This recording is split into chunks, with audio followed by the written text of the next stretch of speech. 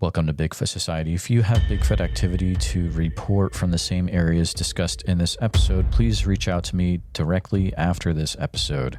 And if you'd like to be on the podcast to discuss a personal Bigfoot encounter, please reach out to me directly at bigfootsociety@gmail.com. Do you wish there was more Bigfoot Society to listen to every week? Well, there is now. If you become a supporting member over at Patreon, you get a special members-only episode every single week on Wednesdays, and sometimes even more episodes.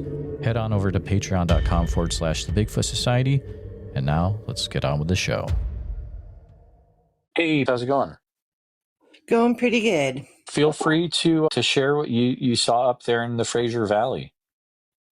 Okay, it was quite a few years ago. I'm 69 years old now. My grandfather was a section foreman for the Canadian Pacific Railroad, and I was living with my grandparents at the time. Working for the railroad, one of our trestles was washed away in a flood. And so he drove down a side road just outside of Yale, about 5 miles, to go to where this trestle had washed out. And they left me sitting in the car because of the danger of walking down through this washout to get down to the train wreck. And while I was sitting in the car, I was 5 or 6 years old. A Sasquatch had come down the trail that we had just driven over and walked right past the car that I was sitting in and stood up at the front fender of the car and looked in at me. I could see that it was a female. And she just looked at me and then continued on down the bank. Wasn't anything too terribly dramatic or whatever, but they were seen quite often there in the Fraser area. We had Native members that I grew up with that whenever they went fishing, they would always leave a fish behind, especially if they were camping nearby, so that they'd leave one for Sasquatch so it wouldn't come in and tear up the camp. Other times they'd go to where the natives would have fish hanging and drying, and they would take them, or if they had fish barrels in their back sheds, Sasquatch would tear open the fish barrels. Wow. So this is, let me do some quick math. This is early 60s. Is that right? Yeah, I was born in 56. Okay. So this is 61, 62. 61, 62. Okay. Wow. So you had the one that was looking in the car at you from the front. Did you say right bumper or just front bumper? Right front, looking at me through the windshield. You said that you thought it was a female. Is that because you mentioned that you noticed certain features of it, or? Right. She had the large bust. Okay, gotcha. She may have been a nursing female. Makes sense. Did you notice anything interesting about how the creature was moving when you saw it walk? Well, as a little kid, you know, she had a lot of muscle for a female. And I don't know, it wasn't gorilla-like, it wasn't human, it was a little bit of a lean, but she definitely had determination in her step. Every step she took had a purpose to it. When I try to picture that, I'm thinking of something like nothing's going to stop it. It's going to barrel through whatever wall's in front of it. Is that kind of what we're saying, or? A very strong walk, a strong pace, and branches didn't get in her way, trees didn't get in her way. She walked through the wild blackberries and the thorns and everything like it was an absolute nothing. Gotcha. Now, do you remember anything about the arms of the creature? Long and strong. The girls looked to be just as tough as I would imagine the males to be.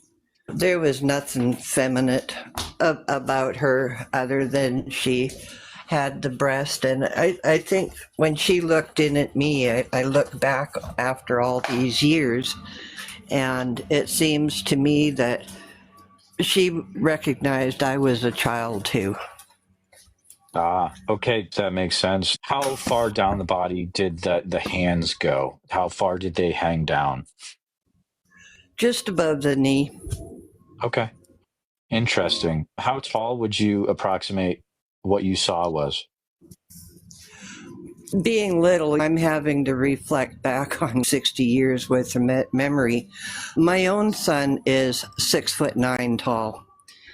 And when I see him standing in front of the car, I've often thought of her. She was up there. Yeah. Yeah, she was up there. Growing up with the natives as I did, and I have all my life, and I'm Métis myself, she wasn't considered uncommon or unexpected. Not necessarily somebody you'd like to keep company with, but there's stories of when Sasquatch used to live with the people. That is extremely interesting that you had that childhood that you're growing up with. A question that I have and other people have is, do you remember what the color of the Sasquatch was? Reddish brown. Reddish brown. Were you able to see what the length of the hair was for it? I would match it with the length of the back of a grizzly. Okay, interesting. Was it always on 2 feet, or did it ever go down to on all fours? No, she was on 2 feet the whole time. Okay. Now, I told my grandfather that I had seen her. He said he could smell her when he came back to the car, but there was too much fern and foliage and grasses where we were that he wasn't able to get any footprints. But he did look through the branches for hair and stuff like that, and he wasn't able to find any. What he thought he had found some, it seemed a little bit like deer hair, but when he touched it, it evaporated, it dissolved.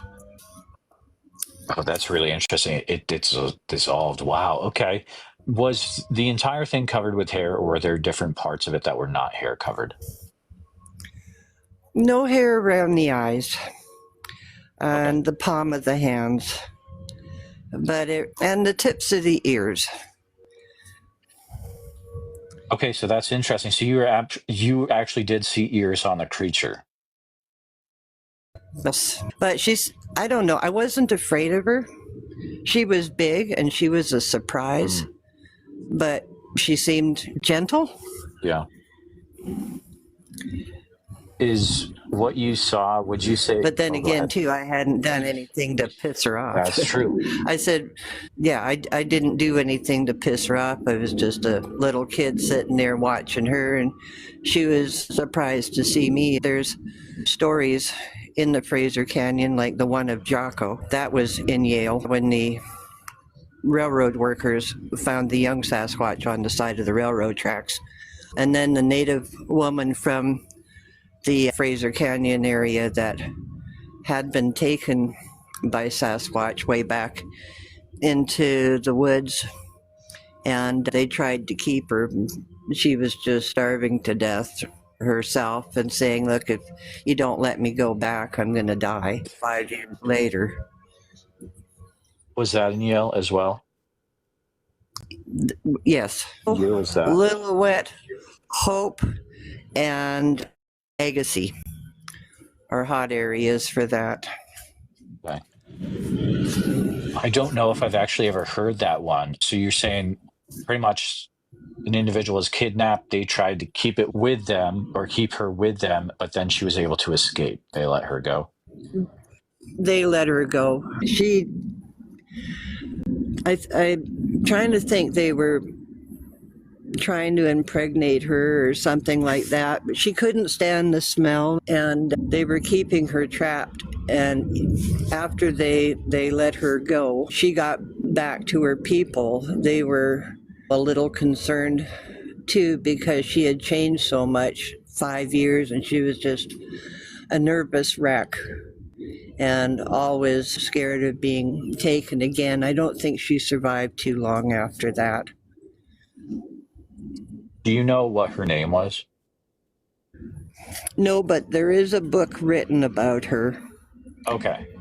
It's a small publication. You'll probably be able to find a copy of it in some of the lore books that are in Hope or Yale, and in the different little stores and whatnot. But the natives do believe in Sasquatch, and me too. It was a good hotbed for sightings. We looked at each other straight. My jaw was wide open. Did she have any certain emotions in her face when you were looking at her? Looked eye to eye.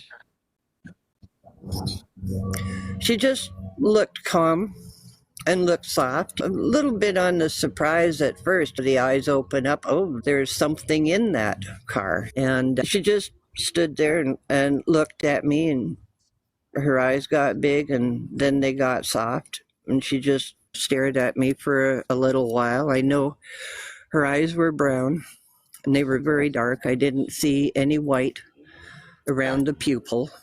Everything about her was big, so yeah, her eyes were big, but I remember looking at her eyes, and I don't know, I have the feeling that she was a nursing mother, so she probably was just as happy to see a small people as I would have been to see a small Squatch. Yeah, no, that makes perfect sense. You're looking at me on your screen, right? Yes. Okay, so the area right here below the nose and to the top of the lip is called the philtrum. That area, from what you saw, did you notice anything out of the ordinary, or could you describe what you saw about that area right there? It bulged out. Okay. It bulged outwards. It was thick. Her lips were thin, like a monkey mouth. Your tongue up underneath your upper lip and rounded it out. Would the length from the top of the lip to the bottom of the nose, was that longer than most humans, would you say? Everything on her was longer than most humans. Got it. Yeah. Have you seen anything that looks similar to what you saw that day? A painting or a drawing or anything like that? I've painted them myself a few times. Oh, wow. I never forgot her, eh? No, I get it, yeah. And being native, she's, I don't know, I think it's familial. Yeah. I totally get it.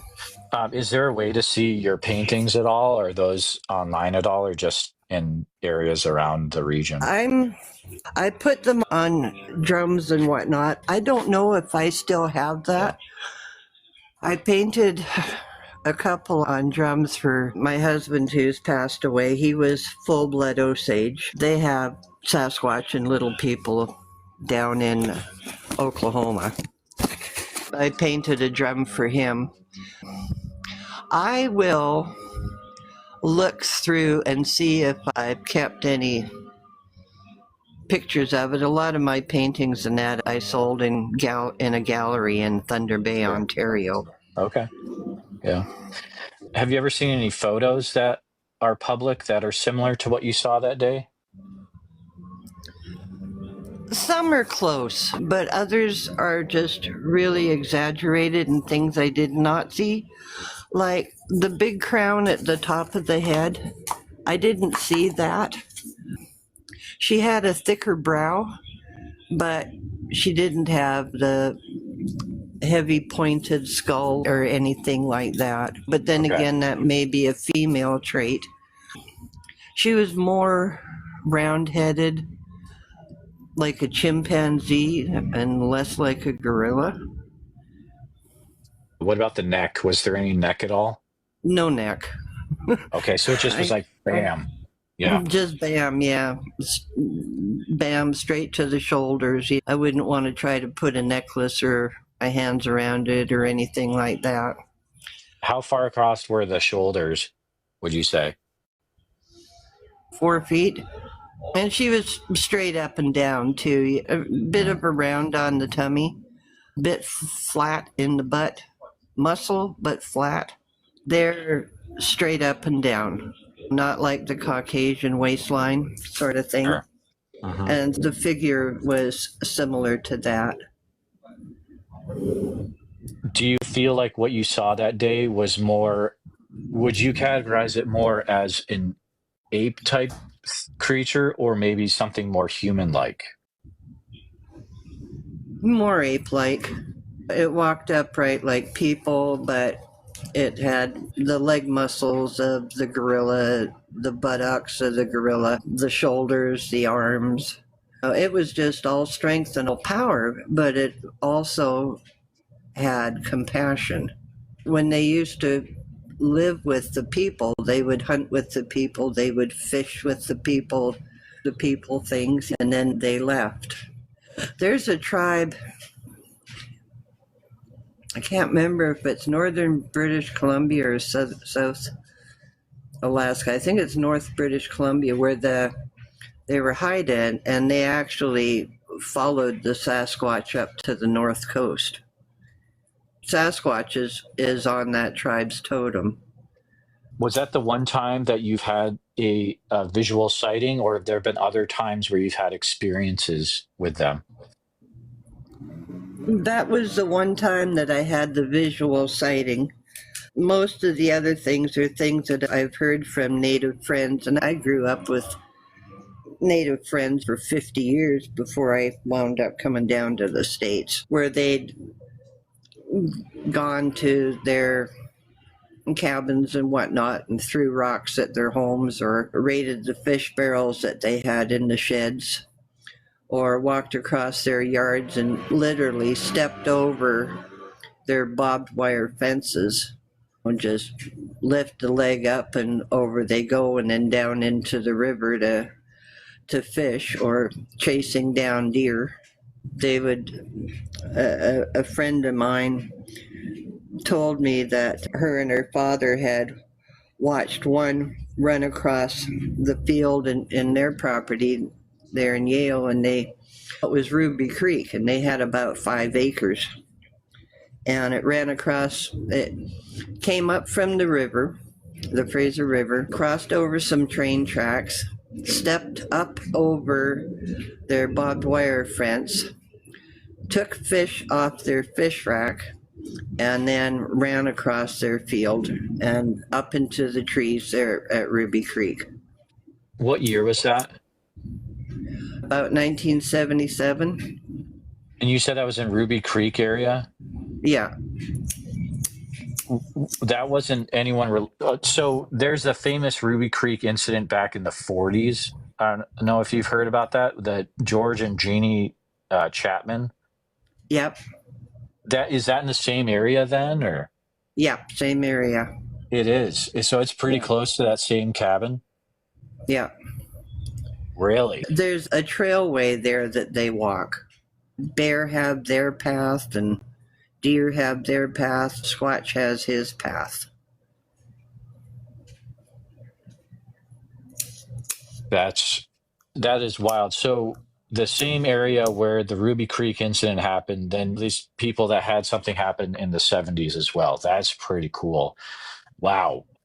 Do you know any other details about that incident in the 70s that you remember?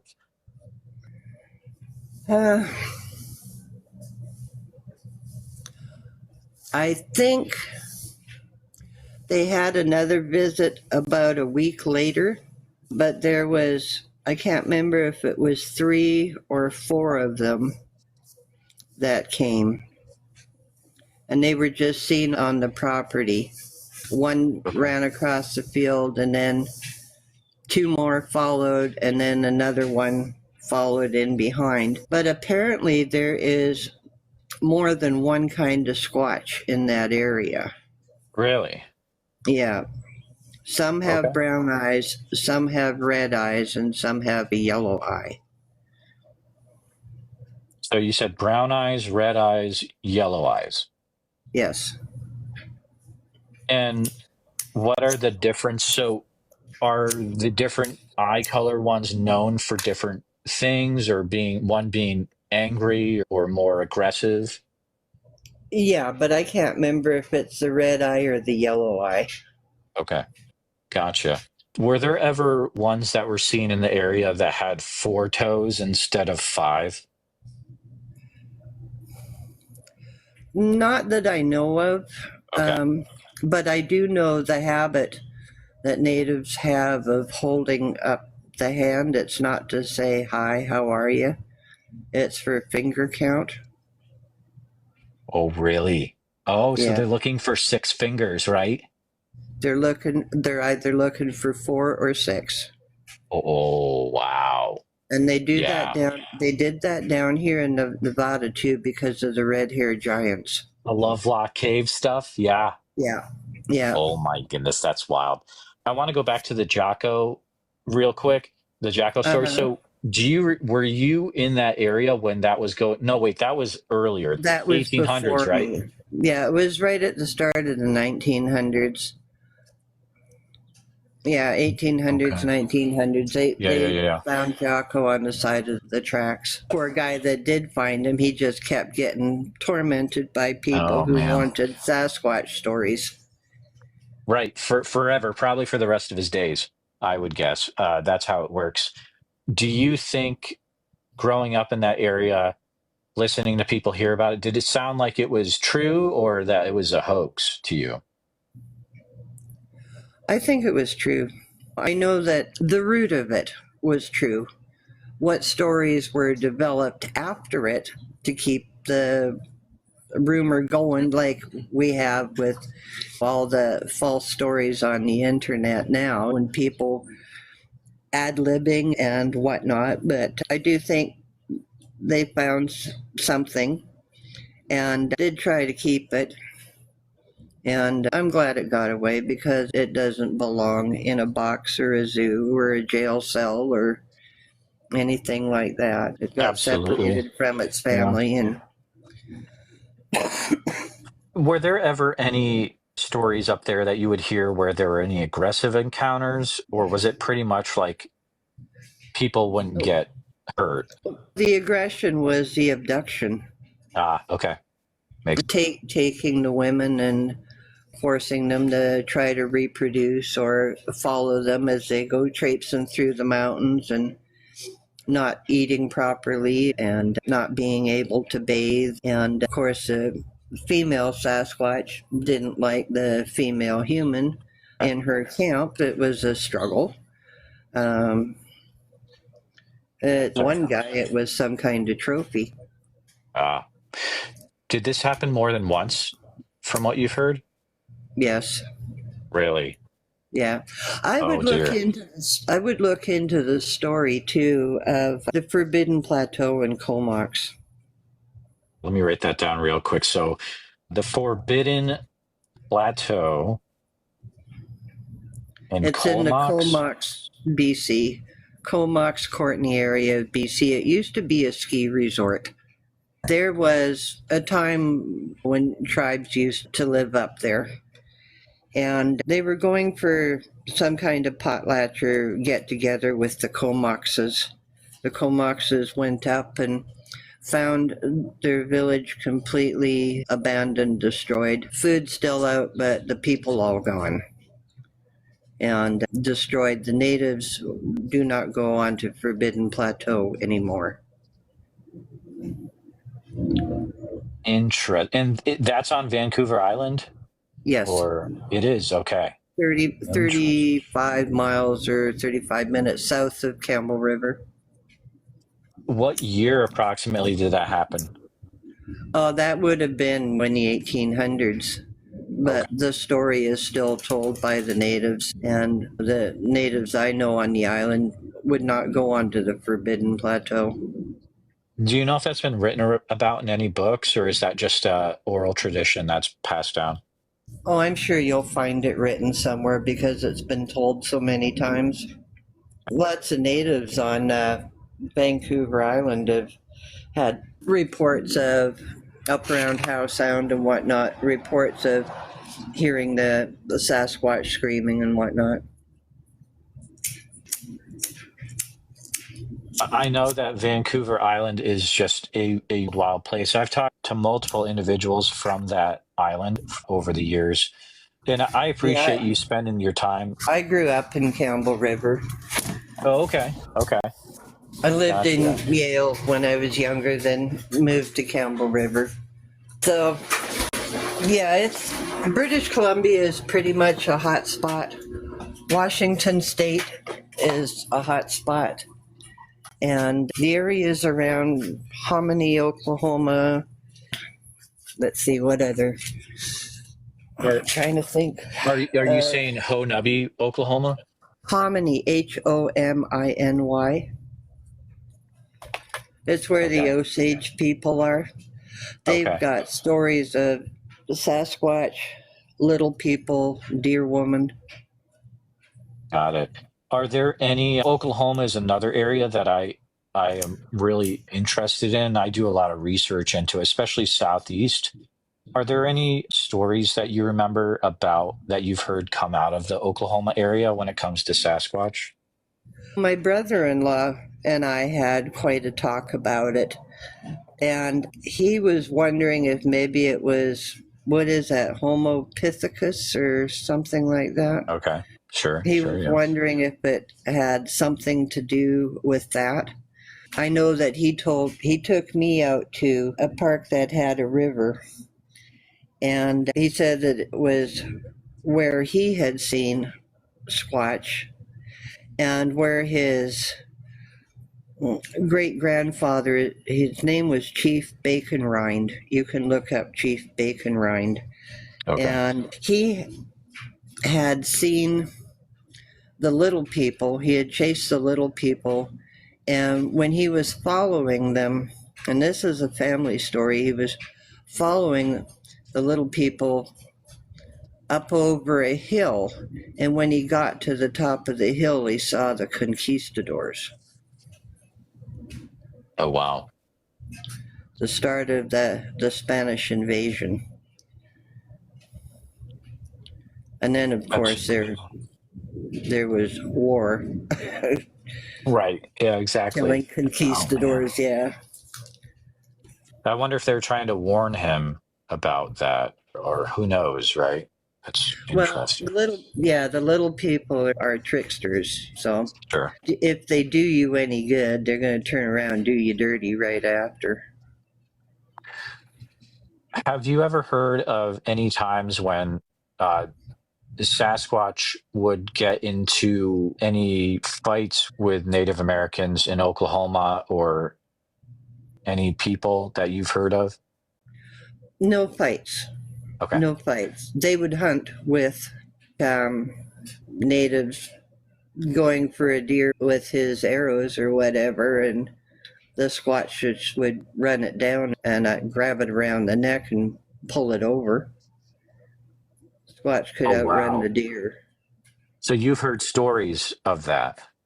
Yeah, Okay. And that was in Oklahoma? yeah, they would hunt with him.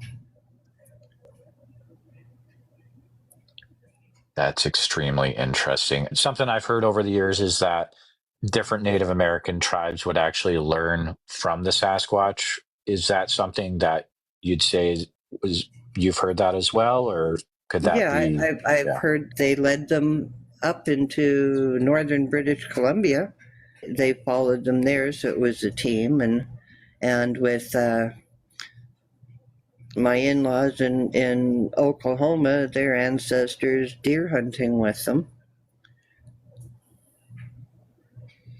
or seeing them in the rivers. This has been a fascinating discussion. It's a good opportunity for me too, because like I say, I'm 68, hitting 69 here. I haven't told anybody other than of natives what I've seen or what I've heard or what I've smelled. So it's been nice to let it out. No, absolutely. Do you feel like there's maybe even other things that you've heard over the years that should be shared as well regarding Sasquatch? I know if you see them, it's only because they let you, Okay. or you've caught them by surprise, which isn't too very often. And if you can't find them or hear of them and stuff like that, you touch it, it melts like cotton candy in your mouth, just gone. And they won't leave their bones for you. Have you ever And heard...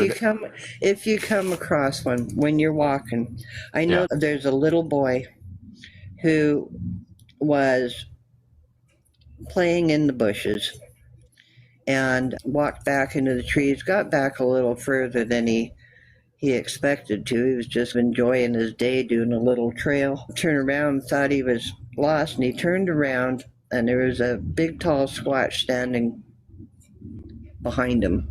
He turned around, and he faced him, and he looked up, and then he looked down to the ground, and he kept staring at the ground. You don't stare him down. Look down to the ground. You'll walk away uninjured. You stare him down, you're going to be in a challenge. Whereabouts did that happen? That was Slave Lake area of Alberta. Okay. Gotcha. Have you heard anything that happened down in Washington State or Oregon that you could share? No, it's anything firsthand with me, but it was after the Mount St. Helens eruption. Okay. Of course, Squatch was affected by that too. People of a rescue party, I won't mention who or what entity, but they did lead some rescuers with vehicles back up into the disaster area looking for survivors. And they called into the woods. They parked on the side of the road, called into the woods, and one Squatch walked out. And the group of volunteers on the search just looked up at him with a big wonder of jaw drop and all the rest of that. And the guy that he says, I obviously don't need to explain to you guys what this is, right? And they said, no, obviously. And they went with the Squatch to the different areas of the mountain that had caves, and he would cry out in that direction and wait for a response. And if there was no response, there was no survivor. Did you hear this directly from a person that was involved, or? No, it's second. Okay. That's very interesting. Wow. Have you heard anything about from the Mount Rainier area? No, but from the Cascades, the Cascade area and around Mount St. Helens.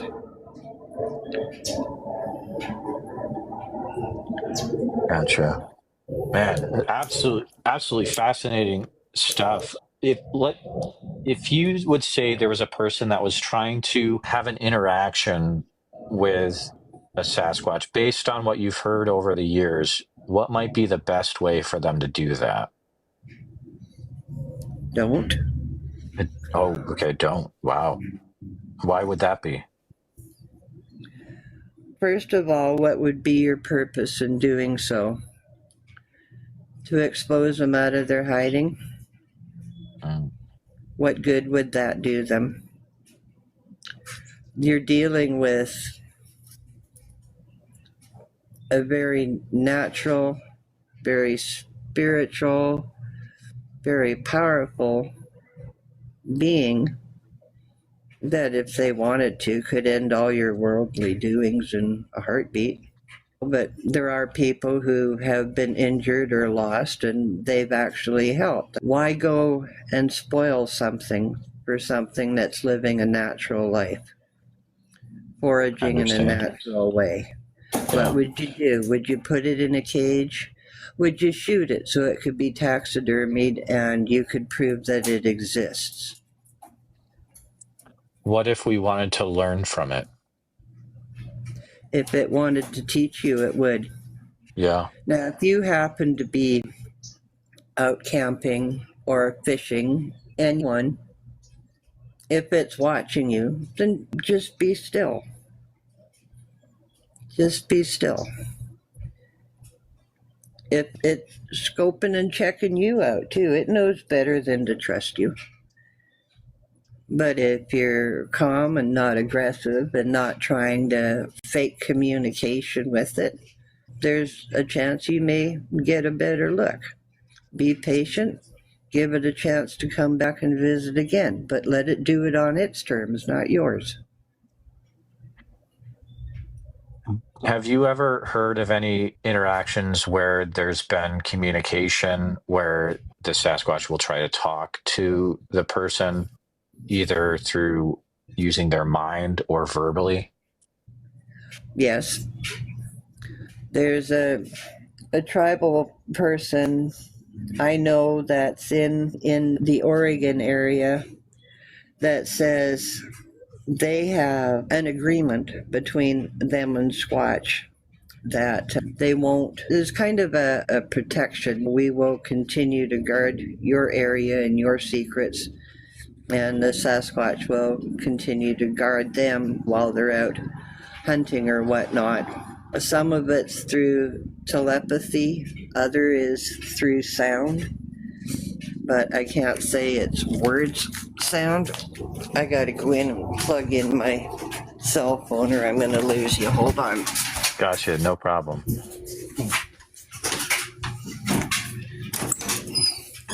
But they do vocalize. What kind of vocalizations have you heard them do? A bark, a howl, not a moan, a hum. Sorry, what was the last thing you had said? Did you say a hum? A hum, yeah. On occasion, I've heard of a sing. They sing. I was just going to ask you if you've ever experienced that, because I've heard that all over the place. Yeah.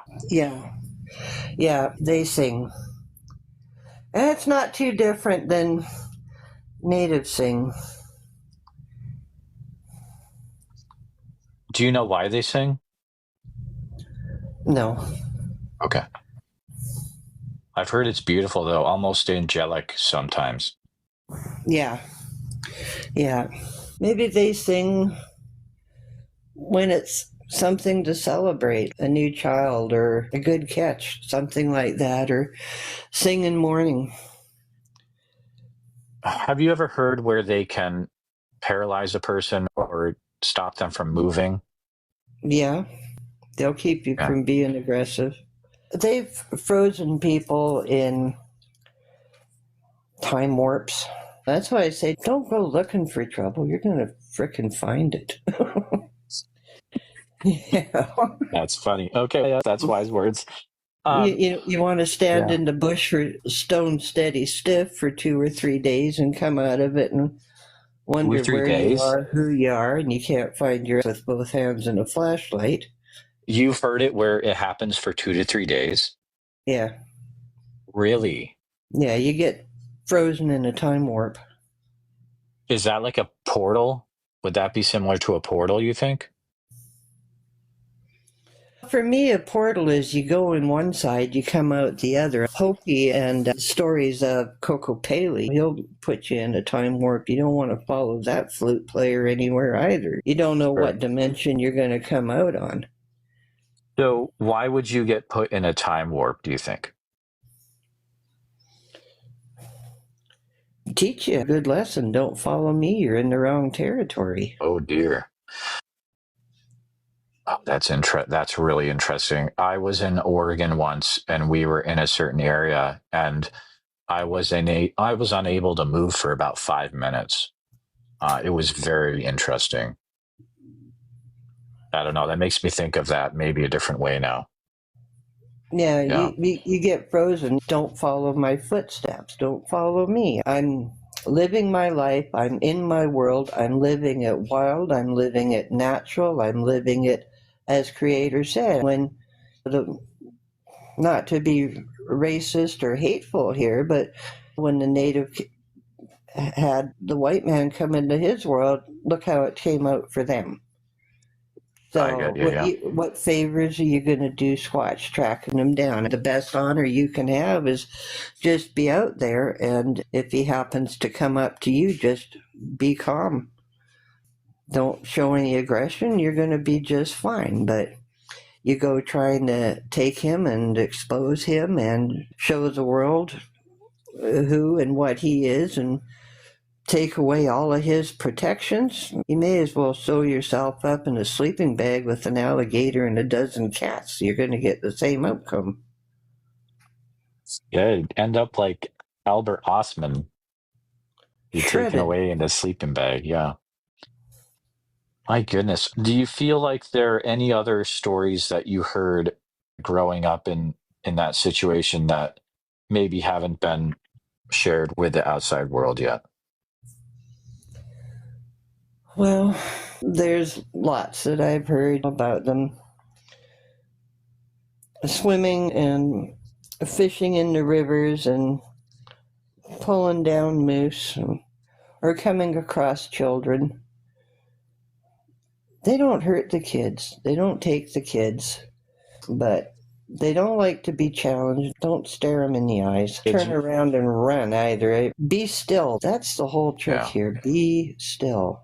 Don't freak out. Yeah. Are you saying that they would find kids or that they would take kids or? No, like I said with the little boy, he was playing in the bushes up by the reservation, and he just wandered back into the trees further than he thought he should have. And he thought he was lost. And when he turned around, he was staring at the belly button of Squatch, and he looked up and saw it was Squatch. And rather than scream or run, he stood still and he put his eyes to the ground, and Squatch just turned around and walked away on him. He wasn't a threat. And don't always look for them on the ground. Look in the branches. Look up. I think that's great advice. I don't think enough people think to look up in the trees. So you're saying that they could be up in the trees watching down at us. Right. Lots of natives have reported driving down old logging roads and whatnot and seeing them sitting up in the branches of the trees. Wow.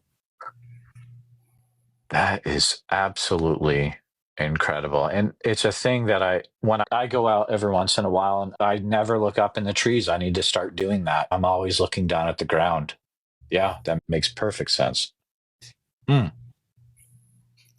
But I've often thought of going back along the Fraser River there and down that road, and I don't know if that same female would ever walk that way again, but I've often would like to have seen her again and be able to sit and spend some time with her. I'd have to take a clothes peg for my nose, though. It smells like rotten fish. Hamburger sitting in the sun with a good dose of BO and bad mouth. Oh, man.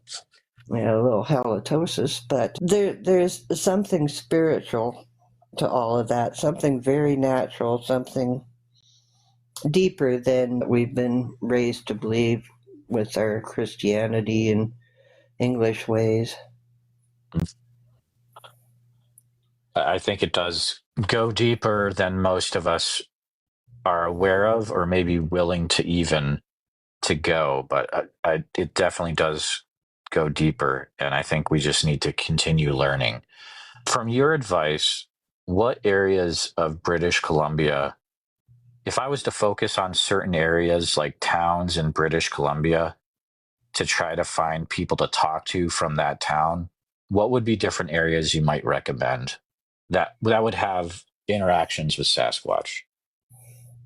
Harrison, Agassiz, Yale, Hope, Chilliwack, Lillooet, Spuzzum, Boston Bar. Thank you. That's awesome. Vegas Mom, this has been an incredible chat. You have no idea how helpful this has been. The information you've shared is priceless. And thank you so much for staying almost an hour up here to chat with me. I really appreciate it. You're welcome. And there's lots of good stories there. Go up around Ruby Creek, and when you do, talk to the natives.